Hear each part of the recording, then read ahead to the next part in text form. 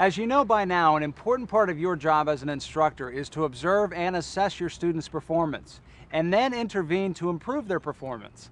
The ability to see and hold a mental picture of what is being done at any given moment is critical. This is known as having a photographic eye. A photographic eye refers to the ability to stop the action of a skill in mind, such as part of an arm stroke, and hold it long enough to compare it to performance criteria. It takes practice and time to develop this skill, but it can make a big difference in helping your students move on to the next level. So let's begin developing your observation and assessment skills by taking a look at a few swimmers and evaluate their current skill levels. This swimmer is performing the back crawl. Observe his stroke, then make assessments about his body position, arm and leg action, and breathing and timing.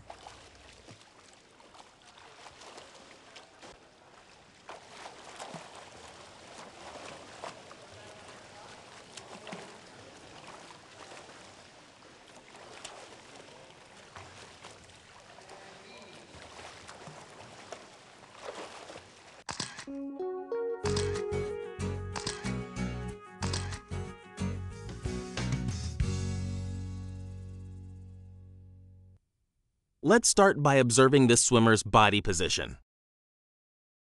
He is relatively horizontal to the surface of the water, but needs to work on rolling his body. Next, let's take a look at his arm and leg action. His arms are straight at the elbow during the recovery, and his hands enter above his head.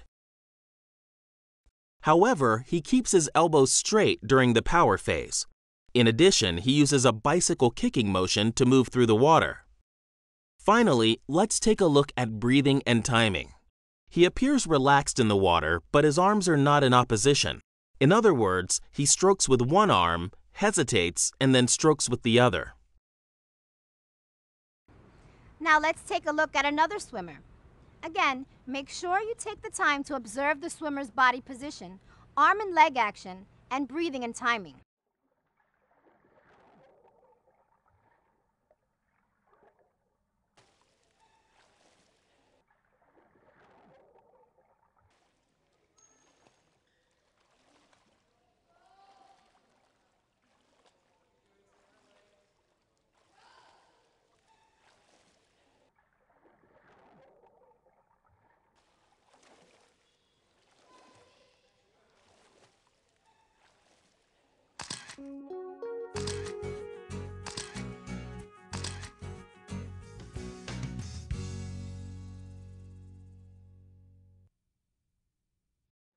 This swimmer is very comfortable on her back. However, she tucks her chin and bends at the hips while her legs are recovering, which causes her face to submerge and her body to lose its streamlined position.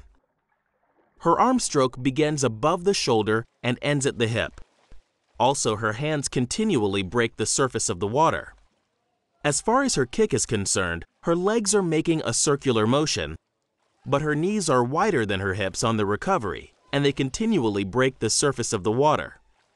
Finally, she does not take time to glide between each stroke. Now let's take a look at one more swimmer. He's going to be performing the front crawl.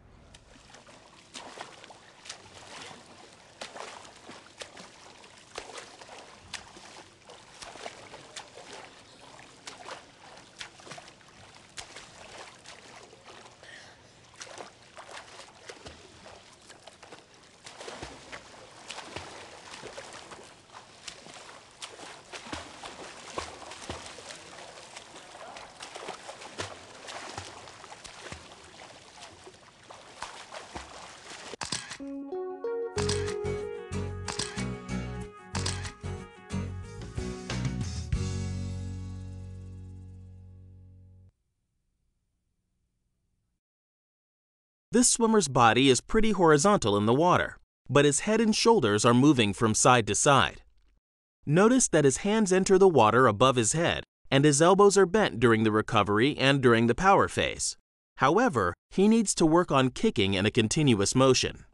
Finally, he occasionally lifts his head to breathe to the front.